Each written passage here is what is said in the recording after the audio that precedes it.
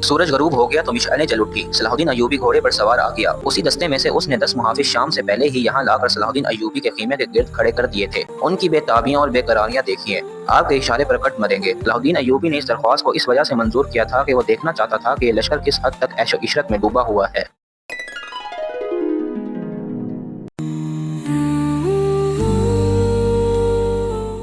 बहादुरी, शाहसवारी और तेग ज़नी वगैरह के मुजाहिरों और मुकाबलों में तो ये फौज अस्करी और जंगी मायार पर पूरी उतर गई थी, मगर खाने का वक्त आया तो ये फौज बदतमीजों और हंगामा परवर लोगों का बेकाबू हजूम बन गई। खाने का इंतजाम वसी और अरीज मैदान में किया गया था। एक तरफ फौज के कमोबेश 2000 आदमियों के लिए खाना चुना गया था और उनसे जरा दूर सलाहुद्दीन अय्यूबी और दीगर बड़े मेहमानों के खाने का इंतजाम था। सैकड़ों सालम दुम्बे और बकरे, ऊंटों की सालिम राने और हजारों मुर्ग रोस्ट किए गए थे। दीगर लवाजमात का कोई शुमार न था और सिपाहियों के सामने शराब के छोटे छोटे मशरूइजे और सुराहियां रख दी गई थी। सिपाही खाने और शराब पर टूट पड़े, वटावट शराब चढ़ाने लगे और मार्का आराई होने लगी। सलाहुद्दीन अय्यूबी ये मंजर देख रहा था और खामोश था।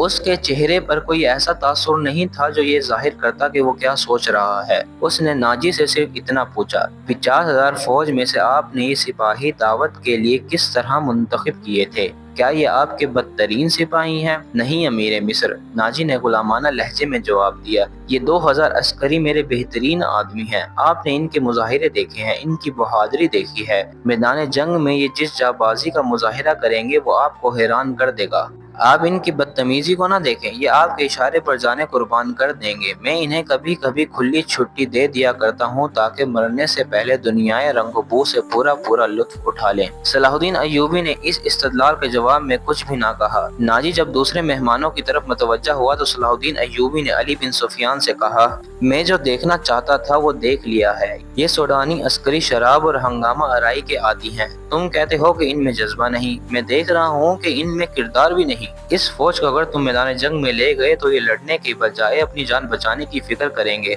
और हमारे गनीमत लूटने लगेंगे। इसका इलाज ये है, अली बिन सुफियान ने कहा, कि आपने मुख्तलिफ खित्तों से जो फौज तैयार की है इन्हें नाजी के इस 50,000 सूडानी लश्कर में मदखम कर दिया जाए। बुरे सिपाही अच्छे सिपाहियों के साथ मिलजुल कर अपनी आदतें बदल दिया करते हैं। सलाहुद्दीन अय्यूबी मुस्कुराया और अली से कहा, तुम यकीनन मेरे दिल का राज जानते हो। मेरा मंसूबा यही है जो मैं अभी तुम्हें नहीं बताना चाहता था। किसी से इसका जिक्र न करना।